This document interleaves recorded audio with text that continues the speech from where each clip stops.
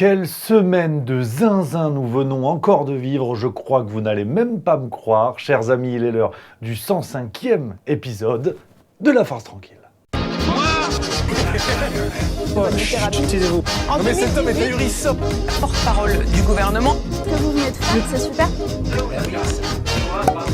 Ah vraiment, comme disait Jean-Marie, à chaque semaine suffit Le Pen. Je peux vous dire qu'on est une fois de plus sur un épisode de fou, les amis. Des choses complètement folles, c'est un camoulox de 20 minutes et plus si affinité qui vous attend. Mais avant de débuter, n'hésitez pas si vous le souhaitez à vous abonner à la chaîne YouTube Juste Milieu. On se rapproche dangereusement des 340 000 abonnés. C'est fou, complètement fou. Vous pouvez également mettre le like sur cette vidéo, ça fait toujours plaisir. Avant d'attaquer également avec le sondage de la semaine, sachez que vous êtes bientôt 10 000 à avoir participé à l'appel populaire de Juste Milieu, l'appel populaire pour un grand débat télévisé sur une chaîne publique naturellement autour du Covid-19 parce qu'on a entendu énormément de choses ces derniers temps jusqu'au ministre de la Santé François Braun qui a évoqué un rhume finalement et qui a évoqué la nécessité de tourner la page alors que aujourd'hui de plus en plus de gens se posent des questions. Donc si vous vous posez des questions et si vous souhaitez obtenir des réponses, n'hésitez pas à signer cet appel populaire, je compte sur vous et partagez-le sur les réseaux sociaux.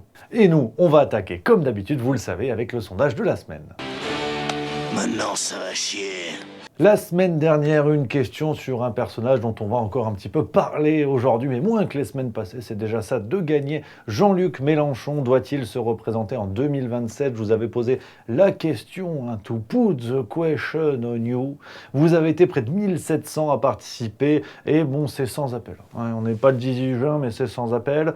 Oui, 10,40%, non, 89,60%. Donc ça, c'est quand même intéressant. Cette semaine, parce que c'est le gros thème, vous allez voir, Papy fait de la résistance. Ah ouais, c'est terrible, hein. La renaissance de la gauche, vous allez tout découvrir avec Bernard Cazeneuve qui revient au premier plan. C'est le sondage de la semaine. Croyez-vous à la renaissance de la gauche ? Oui ou non, n'hésitez pas à voter, lien en description de la vidéo bien sûr. Résultat la semaine prochaine. Bien sûr, chers amis, on va ouvrir cet épisode avec, voilà, on va envoyer toutes nos pensées, notre soutien aux victimes du drame d'Annecy qui s'est déroulé la semaine dernière au moment où j'enregistre cet épisode. Alors, le temps est encore au deuil et voilà, au soutien qu'on peut envoyer. On va reparler de tout ça, on en a parlé d'ailleurs dans le Juste Bistrot. Vous savez, c'est l'émission à 16h45 tous les soirs sur Twitch en direct. On en a parlé parce que c'est vrai que les zones d'ombre se multiplient. On a pu apprendre via BFM TV que les enquêteurs n'arrivaient pas à déverrouiller le téléphone du terroriste. Donc là, bon... Mais c'est pour l'instant pas encore le sujet. On aura largement le temps de faire une vidéo sur ce sujet-là quand les larmes auront séché petit à petit. On va en reparler, ne vous inquiétez pas. Tout ce qu'on peut faire, c'est de pointer du doigt la cagole du village Aurore Berger qui, on va le prendre comme symbole, j'ai pas envie de faire 15 heures là-dessus, a fait de la récupération politique de manière honteuse et lamentable, ce qui est une forme de routine pour elle. Aurore Berger démontre que la femme politique est un connard comme les autres. C'est toujours ça de prix. On a envie de vous dire qu'être en ce moment dans l'hémicycle avec une espèce de bataille de chiffonniers sur une recevabilité ou non d'amendement nous paraît en total décalage par rapport à l'effroi qui, à mon avis, submerge notre pays. Alors c'est vrai que là aussi cette séquence, pour essayer d'avoir un petit peu la banane quand même avant de passer à autre chose, là on l'aura beaucoup, c'est vrai qu'on a aussi une séquence d'Emmanuel Macron, alors qu'on a parlé de Henri, le héros au sac à dos, pendant 24 heures dans tous les médias. Emmanuel Macron lui demande « Excusez-moi, mais vous êtes qui ?» Bonjour monsieur. Et alors vous travaillez aussi avec monsieur ? Pas du tout. Moi je suis en train pèlerin, je fais le tour des cathédrales de France en ce moment et je me suis retrouvé sur la trajectoire de l'attaquant. Pendant ce temps, l'affaire Marianne continue, parce que les drames ne gomment pas le réel et ne gomment pas les affaires, bien sûr. Ils nous font juste chialer un petit peu plus. L'affaire du fonds Marianne, vous le savez, c'est le fil rouge de ces dernières semaines qui continue. Marlène Schiappa qui mouille dans une affaire de fonds obscurs. Et pour Elisabeth Borne sur France 3, c'était le 11 juin, elle nous dit non, de mission pas nécessaire. Il n'y a pas de raison qu'elle s'en aille. Je ne pense pas que ce soit effectivement nécessaire. Alors, c'est sûr que, quand tu es dans la mafia, tu comptes pas celui qui a le plus d'assassinats à son compteur, tu vois. Tu t'adaptes. Et bon, là, c'est un petit peu pareil. Alors, en attendant, l'affaire continue. On a eu des perquisitions chez les principaux instigateurs, notamment Mohamed Sifaoui, encore Christian Gravel, préfet lié à l'attribution du pognon pour le fonds Marianne. Marlène Schiappa est entendue aujourd'hui, au moment où j'enregistre la vidéo, le 14 juin, devant la commission d'enquête. Alors, J'ai du mal, voilà, il va y avoir des fusibles. Hein. Comme disait Claude François, ils vont trouver des fusibles à faire sauter. Je suis pas certain que Marlène Schiappa s'en aille, ou alors c'est que vraiment c'est vénère. Affaire à suivre. T'es bonne, salope, je te baisse par derrière. Avant d'attaquer le tour d'horizon de l'actualité, partie par partie, on a beaucoup de choses à se dire, les amis. Le banquet continue, vous êtes plusieurs milliers aujourd'hui à être abonnés à notre nouvelle revue d'idées, c'est complètement fou. Je suis entouré d'Avengers, Alexis Poulain, Nicolas Vidal, Georges Kuzmanovic, Florian Philippot, François-Xavier de Drôme à Économie, et j'ai un scoop, on a bientôt un Marseillais qui va rejoindre l'équipe pour le numéro de juillet, donc si vous voulez recevoir ce numéro, n'hésitez pas à vous abonner, lien en description. Vous pouvez essayer, c'est satisfait ou remboursé. On a fait ça aux petits oignons. Je peux vous dire que vous allez vous régaler. Et du côté de La République En Marche, encore de belles choses cette semaine. Le 8 juin à l'Assemblée nationale, on a eu droit à un discours musclé. Ouais, le président du groupe Lyot.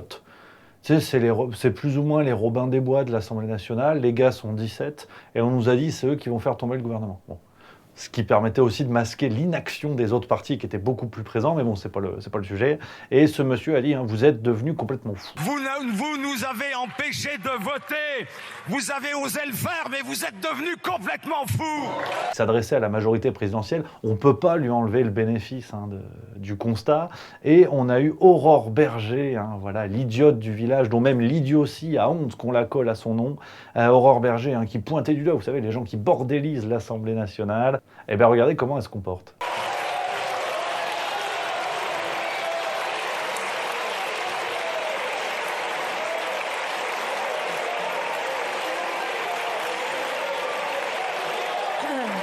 On continue avec Laurence Boone le 9 juin. Alors rien à voir avec Danny Boone, même si on ne sait pas encore qui est le plus drôle des deux. Elle est secrétaire d'État chargée à l'Europe. Voilà. Non, la blague n'est pas là, hein, il faut arrêter. C'était sur France Info et elle a déclaré, mais vraiment détendue du tanga, elle nous a dit « Bien sûr que nous serons favorables à fournir l'électricité à l'Ukraine, ça ne pose aucune question. » Mais la France est favorable à tout ce qui aide l'Ukraine dans la guerre, dans la durée. Donc ça passe par la fourniture d'électricité qui, comme vous le savez, on a raccordé l'Ukraine très rapidement pour cette électricité.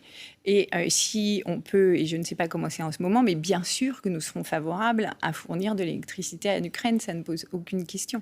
Mais oui, c'est pas comme si on t'a fait les cowatt et compagnie en te disant attention, achetez des bougies parce qu'on sait jamais. Hein, non, Laurence Boone, elle te dit on s'en fout, c'est l'Ukraine quand même. Une qui commence à ne plus me faire rire du tout, je vous l'avais dit, c'est Roselyne Bachelot. Alors qu'elle soit gaulée comme un Barbapapa, c'est pas le sujet, mais Barbapapa commence à être de moins en moins tendre, hein, parce que ça c'était le 10 juin dans l'émission Quelle époque, émission du service public. Elle nous a dit, hein, pour Roselyne Bachelot, la réforme des retraites ne va pas assez loin. On a des textes, on a une constitution, elle a été parfaitement respectée. Moi, il y a une seule chose que je regrette, c'est que cette loi ne va pas assez loin. En même temps, elle s'en branle. Elle a 600 ans, elle a une Bible dédicacée. Elle a une retraite de 14 fonctions ministérielles qu'elle a dû occuper. Elle doit avoir 1 milliard de retraites par mois, à vie, tu vois, même quand elle sera morte. C'est vrai que la réforme des retraites, ça va pas assez loin parce que ça la concerne pas de toute façon. C'est comme quand quelqu'un me dit qu'il fait un régime, tu sais, pour moi ça va jamais assez loin, moi je m'en fous, je mange taquet de barbecue tous les jours. Oui. Du côté de la France insoumise, pas mal d'actualités encore cette semaine, hein, le 7 juin, face au déni de démocratie que subit la France aujourd'hui, et ça, on est d'accord avec eux sur le constat, c'est vraiment terrible, hein, la démocratie s'écroule factuellement en France. On a Antoine Léaumont, donc député de la France insoumise, qui est monté au créneau. Ouais. Et il a une solution, parce que bon, au départ, ils sont députés, les gars. Donc c'est eux qui peuvent faire tomber le gouvernement, tu vois, via une motion de censure, des choses comme ça. Lui, il a une autre solution, en fait. Eh bien, il faut qu'on réponde à ce coup de force. Il faut qu'on ait une réponse populaire, massive. On réalisera ce soir à 19h, donc, aux Invalides, une nouvelle édition des apéros anti-Macron. Et je vous invite vraiment à en faire partout, dès ce soir. L'apéro anti-Macron, voilà. Et ce monsieur roule à 7000 balles par mois, hein, c'est-à-dire que sa présence à l'Assemblée, pour lui, finalement, a moins de sens qu'un apéro anti-Macron. Hein, c'est quand même pas mal. Alors, autre escroc, Aymeric Caron, c'était dans quelle époque également, le 10 juin, décidément, hein, quel parterre de gens opposés. Aymeric Caron, qui lui a parlé du cas Zemmour, hein, il en a fait une fixette, et il nous a dit « cela relève de la psychiatrie ». Éric Zemmour. Étant donné que je pense que son cas relève de la psychiatrie... La psychiatrisation de l'adversaire, qui était une pratique commune sous le communisme. Juste une petite question à Aymeric Caron quand même. Si on avait dit de lui qu'il était complètement abruti, comment eût-il réagi? C'est quand même très intéressant de voir cette extrême gauche qui pointe du doigt l'extrême droite avec des méthodes. Qui a la pire? Quelles sont vos sources? Et puis sinon, Aymeric Caron, qui n'est pas une enculerie près, qui a déclaré, toujours dans l'émission, on a le sentiment que certaines personnes se réjouissent qu'il y ait ce genre d'actes commis, car ça va leur permettre d'avancer leur agenda politique. On a le sentiment, et je ne pense pas être très loin de la vérité, que certaines personnes se réjouissent qu'il y ait ce genre d'actes qui soient commis, parce que ça va leur permettre justement d'avancer leur agenda politique. C'est grave. Non, je le dis très sincèrement. Alors, bien sûr, il parlait du drame d'Annecy. Rappelons quand même à Aymeric Caron le tweet qu'il avait fait au moment de l'affaire Aylan. Alors effectivement, il n'était pas encore dans la politique, quoique, en étant dans les médias, peut-être qu'il faisait déjà de la politique, c'était juste qu'il était moins honnête. Mais bon, quand on fait des leçons de morale, on essaie d'avoir un petit peu les mains propres. Je suis bien d'accord avec la grosse. On a Louis Boyard qui était de retour à l'Assemblée nationale, le sergent Garcia insoumis. Alors lui, le 12 juin, il n'était pas content. Il était ivre de rage, mais ivre. Monsieur Boyard, je vous rappelle à l'ordre. Monsieur Boyard, je prononce à votre... Non, alors, c'est vrai que c'est une séquence qui a beaucoup fait parler. C'est pas moi qui vais me moquer de quelqu'un qui a la main lourde sur la bibine. Mais c'est vrai que ça m'a interpellé. Voilà. Non, je le dis, ça m'a interpellé parce qu'il n'y a pas une attitude zinzin. Surtout que le journal du dimanche avait dit il y a quelques mois qu'à la buvette, il y avait du beau monde. Il y avait du beau monde. Ça se serrait à la buvette de l'Assemblée nationale pour se mettre des gros coups dans la tronche. Donc, affaire à suivre. Mais en tout cas, Louis Boyard était chez Apolline de Malherbe le 14 juin. Et il a dit non, mais en fait, l'attitude des députés, les Français s'en foutent. Les Français, en soi... Notre attitude à l'Assemblée nationale, c'est pas leur sujet tant qu'on vote les bonnes lois. Et aujourd'hui, les personnes qui ont la prétention d'être les représentants les plus dignes sont les plus indignes. L'étape de montagne de la semaine est à trouver du côté du Parti socialiste. Alors on pensait qu'ils étaient en soins palliatifs ces derniers mois, pour ne pas dire ces dernières années. Et alors là... l'EHPAD a rouvert. Ça y est, c'est le printemps, l'EHPAD a rouvert. Alors on commence avec... la princesse casse-noisette de la cagolerie politicienne, Anne Hidalgo, au Conseil de Paris le 6 juin. Alors, préparez-vous, chers spectateurs, parce que petit à petit, on va entrer dans une autre dimension. Là, je vais vous dire des trucs, après, moi, Voilà. Anne Hidalgo prend ses collègues pour des abrutis en plein Conseil de Paris, ça donne ça. Cher monsieur, la politesse, visiblement, a été un peu oubliée dans l'éducation de certains. Il va falloir être un peu plus agile, mes chers collègues. Nous sommes au XXIe siècle. Vous êtes un peu lents, mes chers collègues. Eh bien, moi, ça a marché, donc c'est que vous vous y prenez mal. C'est vrai que c'est le Roquefort qui dit au camembert « tu pues ». Se faire mépriser par Anne Hidalgo, c'est Stephen Hawking qui se fout de ta gueule sur ta rapidité aux 100 mètres. Mais faut oser, faut oser. C'est là où elle ose tout. C'est à cela qu'on la reconnaît. Mais le gros morceau du côté du PS, et là, franchement, je ne sais plus quoi vous dire. Bernard Cazeneuve est de retour. Il a fait un grand meeting à Créteil dimanche dernier pour lancer son mouvement La Convention. C'est que quand on a été candidat 12 fois à une élection, rien dans le code électoral n'empêche qu'on le soit une 13e fois. La Convention en un mot, bien sûr, attention, Convention en un mot, Dimitri Kelmetoche, je t'ai vu venir. Voilà, c'est le nouveau parti. Alors, que des nouvelles têtes. Jean-Christophe Cambadélis, François Hollande, on avait Elio Di Rupo, ancien Premier ministre belge qui était là, on ne sait pas pourquoi.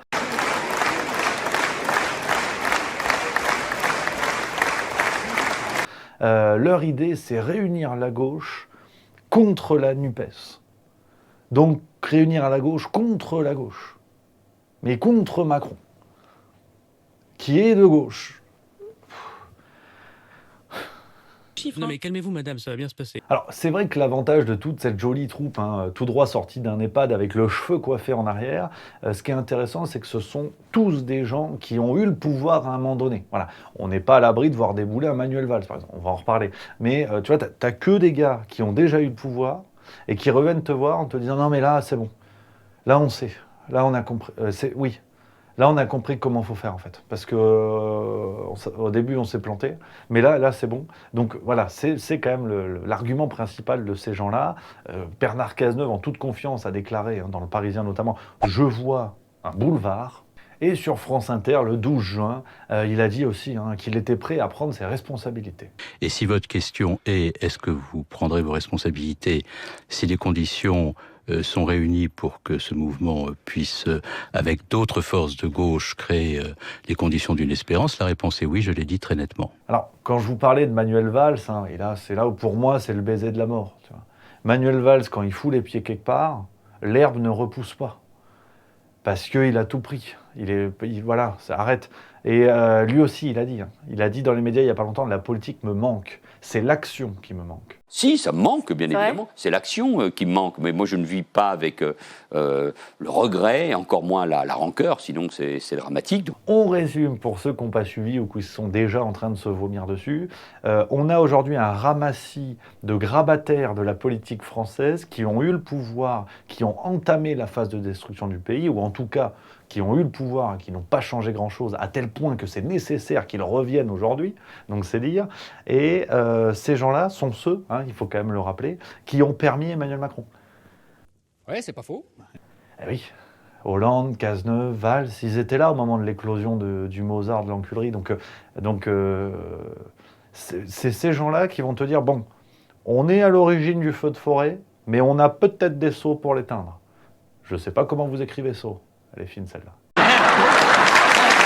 Autre affaire importante cette semaine du côté du Rassemblement national où on assiste peut-être à un schisme incroyable entre Tata Marine, trop occupée peut-être à caresser ses chats, et Jordan Bardella, nouveau président du parti, peut-être en ligne de mire pour 2027.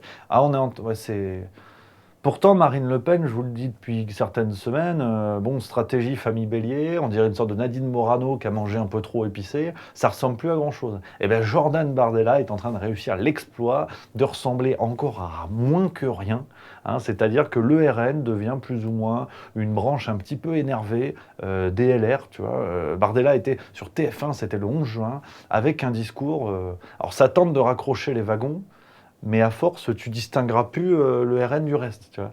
Tu sais, les histoires d'épouvantail et tout, ça va être dur, parce qu'il a dit, il a taclé la Russie. Il a dit, la Russie est un État autoritaire. Oh, la Russie est à mes yeux un État autoritaire. Et nous avons été les premiers, dès l'invasion et l'agression de l'Ukraine, par la Russie, à condamner sans la moindre ambiguïté cette décision. Voilà, il a aussi, attention, il y a l'immigration, c'est quand même la carte du RN, voilà, parce qu'il y a une identité. Je veux dire, au Real Madrid, ça parle football, au RN, ça parle immigration, sinon ça n'a plus aucun sens. Et là, il a parlé immigration, il a dit il veut faire un référendum. Voilà, il veut faire un référendum sur l'immigration. Et si nous arrivons à la tête de l'État en 2027, je prends l'engagement que le Rassemblement national organisera un référendum dès notre élection sur cette question qui est si essentielle à la survie et à la sécurité de notre peuple. À un moment donné, il faut qu'il montre un petit peu les muscles, parce que sinon, on dirait une asso de lycée de gens un petit peu énervés qui mettent des blazers, tu vois. Donc, il faut qu'ils disent, ouais, l'immigration, tu vois. Bon, alors, question à Jordan Bardella, comment vous faites si le référendum, admettons, d'ailleurs un référendum sur quoi? Parce que oui ou non à l'immigration, ça n'aura aucun sens, mais c'est pas le sujet. Si l'UE refuse, au bout du compte, voilà, parce qu'en fait, c'est pas vous qui décidez. Voilà, donc est-ce qu'on peut faire d'abord un référendum sur la sortie de l'UE, qui était la promesse au départ, avant que vous soyez purement électoraliste? Je pose la question. Bon, alors là, pareil. Là, on est chez Star Wars. Là, on est dans Star Wars. Là, on arrive sur Tatooine. Europe Écologie Les Verts. Et le 12 juin, Sandrine Rousseau dans une bagarre de bobos à vélo. Monsieur, arrête. Ça va vous? Oui. D'accord. Merci de vous être arrêté, oui. Bon dimanche. Je ne sais pas quoi vous dire. Je ne sais pas quoi vous dire. Sincèrement, voilà. C'est ce qui s'est passé. Séquence incroyable de Sandrine Rousseau qui sort de nulle part pour faire une sorte de Batman déconstruit. Je ne sais pas d'où ça sort. Alors, attention, là, je vais être complotiste. Non, mais je préviens. Parce que, tu vois, moi, j'ai bien lu tout Conspiracy Watch. Donc, il faut faire attention. Je pense que c'est une connerie. Parce que Sandrine Rousseau n'est pas à une orchestration prête. L'avoir déboulé comme... Ça pue du cul. Voilà. Je n'ai aucune preuve et aucun élément. C'est juste un ressenti. J'ai le droit. Si tu n'aimes pas, n'en dégoûte pas les autres. Alors, cette scène s'est passée le 11 juin. Je me rends compte que je vous ai dit une bêtise parce que le 13 juin, la Batman déconstruite était dans l'Aude pour aller voir des vignerons avec Marine Tondelier. Et là encore, une séquence... Non, allez, va faire la soupe, salope. Allez, grosse salope. Non, mais vous êtes pas passé, madame. On ne sait pas ce qu'elle fout là, on ne sait pas pourquoi, on ne sait pas comment, mais là, ça a créé une vague de soutien face au patriarcat résineux. Enfin, là, voilà, des séquences incroyables du côté d'Europe Écologie Les Verts. On les voit plus sur la scène politique, mais ça va sauver des gens, ça va casser des gueules à vélo, complètement dingue. Du côté des Républicains, alors pareil, docteur d'enfer, Éric Ciotti, veut mettre des coups de pression. Ouais, c'était dans le Parisien du 12 juin, il a dit il veut être reçu par Emmanuel Macron en vue de la future loi immigration. Voilà. Ouais, docteur d'enfer, il a dit ça suffit maintenant. Du haut de mes 2,75% des Républicains au présidentiel, je dois être reçu par le président. Alors peut-être que c'est juste pour boire une bière. Ça, les journaux ne le disent pas. Mais Éric Ciotti veut parler d'immigration. Parce que là, il va y avoir un projet de loi immigration où en France, on va... Bon, alors c'est con parce que dans le même temps, l'UE légifère aussi sur l'immigration. Voilà. Et c'est l'UE qui aura le... l'UE a décidé. Ça va être 30 000 migrants des pays sous pression, donc Italie, Grèce, Espagne, qui vont être renvoyés vers d'autres pays chaque année. Et les pays qui refusent devront payer 20 000 € par migrant. Donc, si tu veux, la loi en France, en fait, sera toujours en dessous de ce qui est décidé au niveau de l'Union européenne. C'est logique, hiérarchie des normes. Voilà, donc c'est de la cagolerie. Mais docteur d'enfer, ça lui fait une petite séquence médiatique. Et puis, le joli contre-pouvoir. Ça aussi, c'est là où tu vois LR. J'ai déjà regardé 50 nuances degrés, mais j'avais pas vu des soumissions telles que celle-là. Libération, le 12 juin, nous apprend qu'au moment de voter la motion de censure déposée par la France Insoumise, très belle initiative bien sûr, malheureusement ça n'est pas passé à 60 ou 70 voix près, et ben, les députés LR, qui pourtant avaient voté pour à la dernière, et ben, en fait ils sont restés en circonscription. Voilà. Ils ont dit non maintenant, on a été courageux une fois, faudrait quand même pas croire qu'on l'est vraiment. Non, mais c'est pas vrai. Mais les amis, on va pas se quitter comme ça malgré le programme chargé. On finit avec les pépites de la semaine. Et une vieille vidéo, parce qu'on en a parlé, de notre Batman déconstruit, Sandrine Rousseau. Vieille vidéo qui est remontée au moment où elle a percé, peut-être pour la première fois dans les médias. C'était pour un livre et elle nous disait ceci. C'est un homme qui est retrouvé mort et une partie du torse arraché, enfin épluché. Et cet homme est entouré de femmes dans sa vie. Et donc il faut savoir qui a eu cette idée saugrenue de l'éplucher. C'est pas du tout flippant, mais c'est que du plaisir. On continue avec Antoine Léaumont, on en a également parlé aujourd'hui, député La France Insoumise. Alors lui, le problème c'est que là, il a pris une mandale du réel. Il était dans un parc, je sais pas quoi, un mouvement, manif, j'en sais rien. Et là, il y a une dame qui arrive et qui lui pose des questions sur l'affaire Quatennens. Mais tu sais, c'est pas une dame, elle bosse pas pour BFM TV. C'est une vraie dame de la rue, en fait, et qui se fout de sa gueule. Et là, ça sort un petit peu moins les trompettes, quand même. Mais c'est bien vous le parti qui applaudit les mecs qui agressent leurs femmes, non? C'est pas ça? Ouais, c'est ça. J'étais pas sûre. C'est bien, c'est bien. Faites un petit coucou à la caméra, du coup, pour les féministes de France, du coup, qui sont mobilisés contre Adrien Quatennens. Mais c'est difficile d'être mobilisé quand on applaudit des mecs qui tapent leurs femmes. C'est pas compliqué, non? C'est pas compliqué d'être contre les violences faites aux femmes et d'applaudir Adrien Quatennens?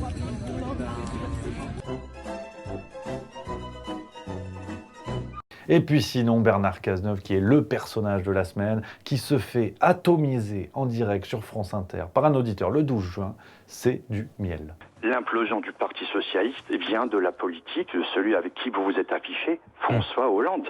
Vous aviez le président, vous aviez l'Assemblée, vous aviez toutes les collectivités, vous n'avez pas réformé. Donc voilà les copains, j'espère que vous avez passé une bonne émission les amis, j'espère que ça vous a plu. On se retrouve la semaine prochaine en pleine forme pour de nouvelles aventures. D'ici là, n'hésitez pas à découvrir les autres vidéos juste milieu et où vous vous abonnez. Et moi je vous embrasse, allez prenez soin de vous.